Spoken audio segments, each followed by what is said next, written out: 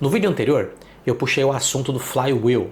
E antes de entrar de fato nesse conceito, eu apresentei para você o ciclo de experiência do cliente do PMO e suas 5 fases. Então, caso você não tenha assistido o vídeo anterior, sugiro que faça uma pausa nesse aqui, dê uma conferida no vídeo anterior pelos links nos comentários e depois volte para cá. Com certeza o entendimento e o aproveitamento serão melhores. Vai por mim.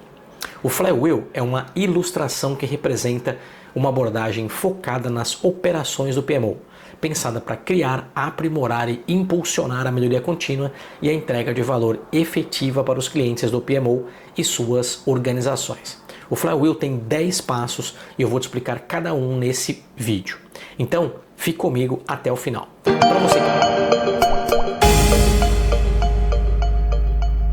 Para você que não me conhece, eu sou Fábio Cruz e aqui no meu canal falo sobre temas do mundo corporativo ligados a carreira, projetos, agilidade e produtos.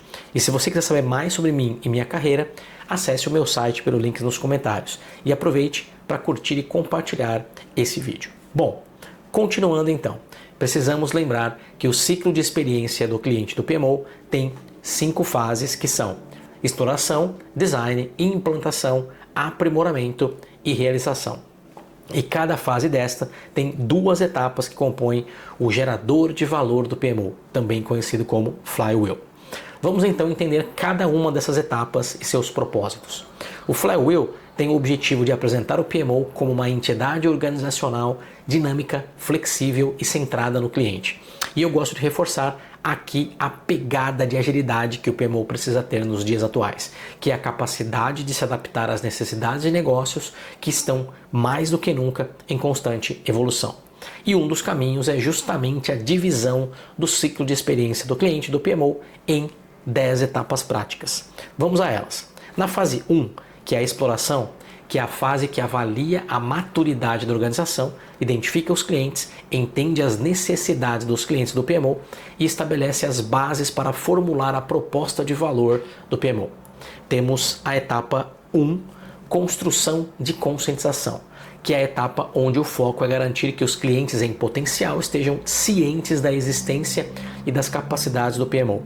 E uma das maneiras de fazer isso é educando os clientes sobre como o PMO pode apoiar o seu trabalho em projetos, programas e portfólios e contribuir para a geração de valor organizacional. É muito comum encontrar empresas onde muitos profissionais nem sabem que o PMO existe e outros que sabem da existência, mas não entendem o que o PMO faz ou como esse pode ajudar com os trabalhos do dia a dia. Essa é a etapa para ajudar nessa conscientização e criar uma visibilidade para o PMO e seu valor dentro da organização.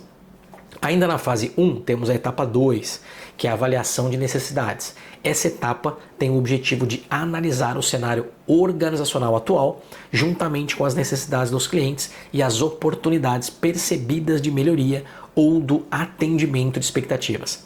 É nesse momento que o PMO irá mergulhar em uma descoberta profunda para entender a organização em que se encontra e especialmente as necessidades e expectativas de seus clientes.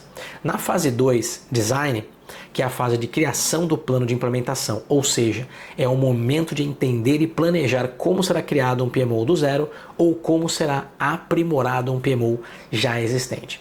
Para isso, temos a etapa 3 de proposta de valor. Nessa etapa, partimos para a elaboração de uma proposta de valor clara e eficaz para os serviços do PMO com base nos insights coletados nas etapas anteriores. Basicamente, é articular como o PMO atenderá às necessidades identificadas, entregará os resultados e benefícios esperados aos seus clientes e gerará valor para a sua organização. Perceba como a sequência é importante. Não tem como dizer qual é o valor a ser gerado se eu não conheço a minha organização e as necessidades dos meus clientes.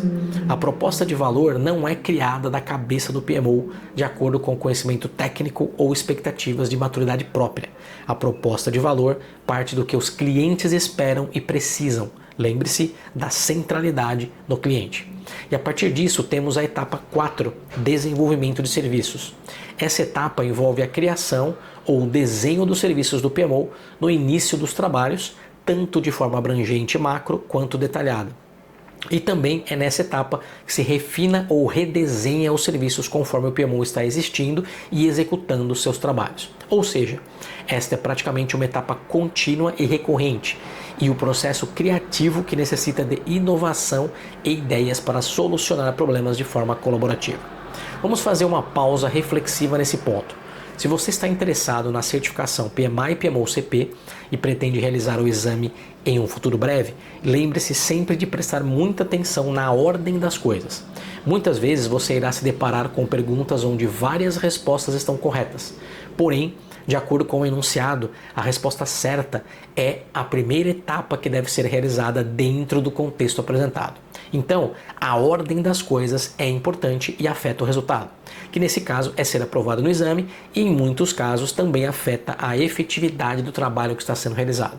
Então, só para relembrar, antes de seguirmos, na fase 1 de exploração, construímos uma conscientização e entendemos as necessidades do nosso cliente e da nossa organização, porque esse é o primeiro passo mesmo. Sem fazer isso, não tem como pensar em proposta de valor e em muito menos nos serviços que queremos prestar.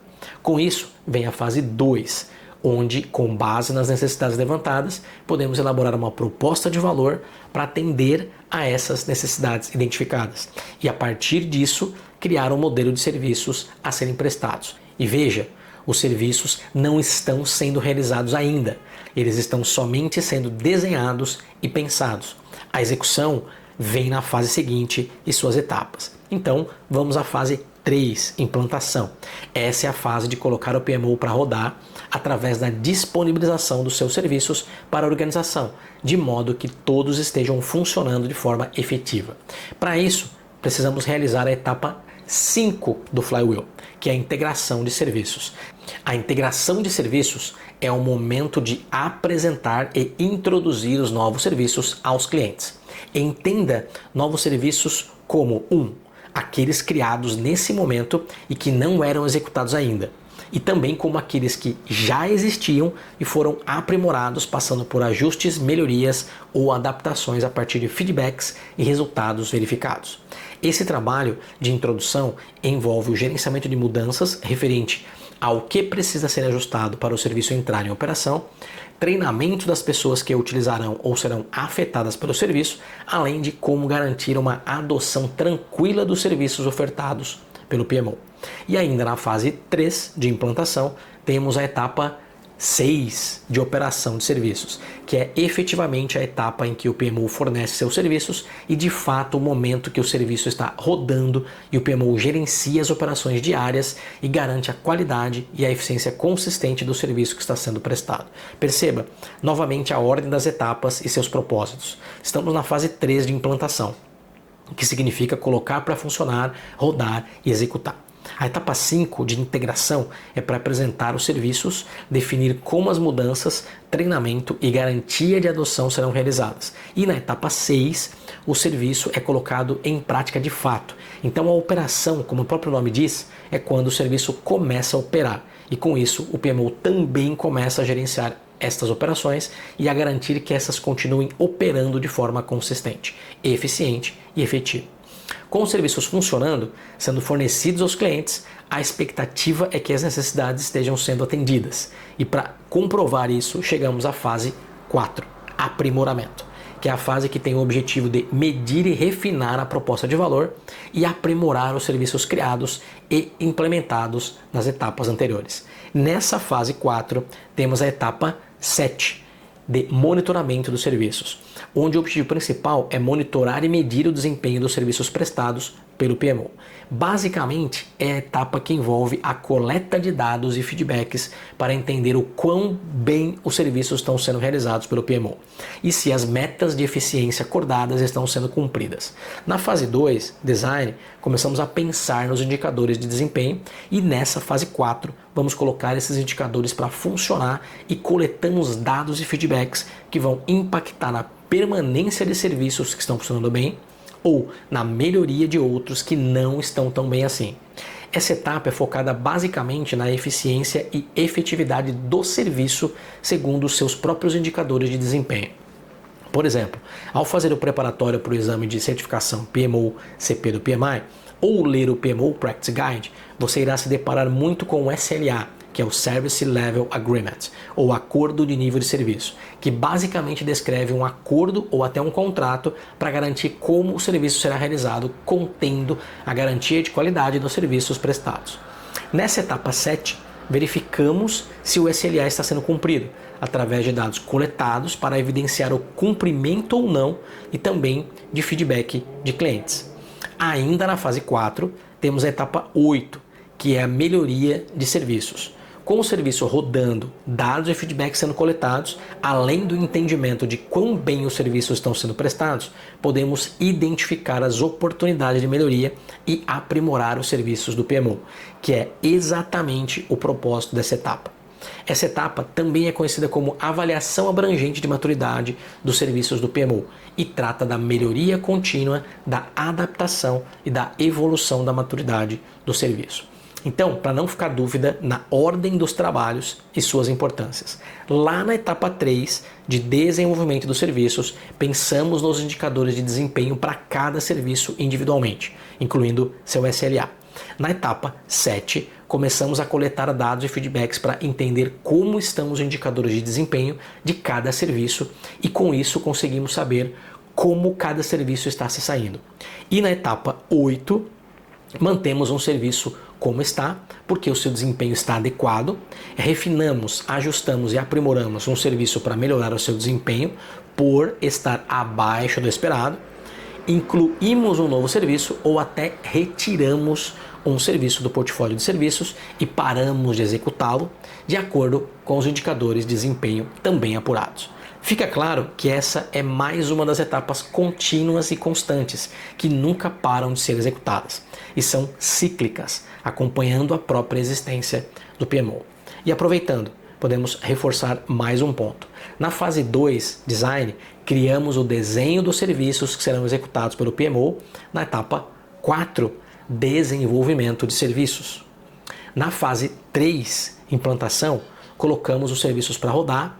Na etapa 6, operação de serviços. E na fase 4, melhoramos os serviços que já estão sendo executados na etapa 8. E com isso, retornamos às etapas 4, 5, 6, 7 e 8 ciclicamente, pois os serviços são criados, apresentados, operados, monitorados e melhorados. E com isso, voltam a ser apresentados, operados, monitorados e melhorados a cada ciclo de inspeção e adaptação. Para mim, é agilidade na veia do PMO e é totalmente conectado ao conceito de VMO que eu mesmo trago no meu livro Do PMO ao VMO 2.0. Caso você não conheça, vou deixar um link nos comentários fixados para você conferir. E agora chegamos à última fase, a fase 5, chamada realização, que é a fase de demonstrar o valor atual do PMO para os clientes e sua organização, além de preparar o terreno para evoluções futuras. Temos a etapa 9, que é a entrega de valor, que tem o propósito de medir o valor prometido aos clientes por meio dos resultados esperados. É uma forma de garantir que os serviços do PMO estejam gerando um impacto tangível e positivo nas necessidades dos clientes do PMO e no sucesso organizacional. Nessa etapa é realizada a avaliação, a medição e comunicação do valor criado pelo PMO. Mas isso já não foi feito nas etapas 7 e 8 na fase anterior, Fábio? Caso você tenha pensado nisso, essa dica vai para você. Não foi. A fase 4 e as etapas 7 e 8 focam no resultado do serviço e o como o serviço está sendo realizado. Tem a ver com processo e com performance operacional, que pode envolver cumprimento de prazo, qualidade esperada, custo envolvido e entrega de algo específico. Está ligado ao SLA do serviço em si. Já na fase 5 e as etapas 9 e 10 estão relacionadas ao final da cadeia, ao valor percebido pelo cliente. Esse ponto é muito importante e até injusto para alguns, porque pouco importa como o serviço foi realizado. Se o cliente não perceber o valor, de nada serviu. Em outras palavras, foi definido um SLA para o serviço e ao verificar e medir o indicador de desempenho do serviço, tudo foi cumprido. E olhando isoladamente para o serviço, foi um sucesso. Porém, ao buscar entender o cliente final e suas impressões, o cliente diz que não percebeu nada e nem sabia que o PMO estava realizando tal serviço. Fracasso, pois não foi gerado valor para o cliente, apesar de um ou mais serviços terem sido prestados de acordo com o SLA. Então, essa é a etapa de verificar se após a realização do serviço, dentro dos padrões acordados ou não, o cliente percebe o valor e entende que suas necessidades foram atendidas ou não. E com isso, chegamos à etapa 10, ainda dentro da fase 5 de realização. Essa é a etapa de garantir que os clientes e a organização como um todo reconheçam e apreciem as contribuições do PMO. Ao avaliar e medir continuamente as percepções do cliente na etapa 9, o PMO pode demonstrar sua relevância e impactos contínuos para todos os demais clientes e para toda a organização, de modo a promover um apoio e um alinhamento mais fortes e conectados às metas organizacionais, gerando um impulso para iniciar novos ciclos de evolução e crescimento do PMO. É o que chamamos de mostrar o resultado obtido para quebrar resistências e ter o apoio de outros interessados. É aquele momento que a galinha bota o ovo, mas cacareja para todo mundo saber que o ovo está ali. Então lembre-se que mesmo depois de ter feito tudo o que está nas 9 etapas anteriores, não podemos ficar quietos. Temos que disseminar, compartilhar e cacarejar para os 4 cantos da nossa empresa os serviços que o PMO está realizando, os resultados que estão sendo obtidos e o tamanho da percepção de valor dos clientes do PMO. Isso vai garantir que o PMO continue forte, sendo alimentado e crescendo na sua organização. E tudo isso é feito através do Flywheel, que é uma das maneiras de fazer tudo o que você viu aqui e é a maneira que o PMI orienta que seja feito, através do seu guia prático de PMO e que aqui estou chamando de volante do PMO, que nada mais é do que algo que direciona o caminho e conduz a rota para criar ou aprimorar o seu PMO. E aí, me conta aqui nos comentários, gostou do conteúdo? Já conhecia o Flywheel? Já tinha lido o PMO Practice Guide e está gostando da minha série sobre o PMO? Comenta aí que eu quero saber. E obrigado por ter ficado comigo até aqui. Fique com Deus e até o próximo vídeo.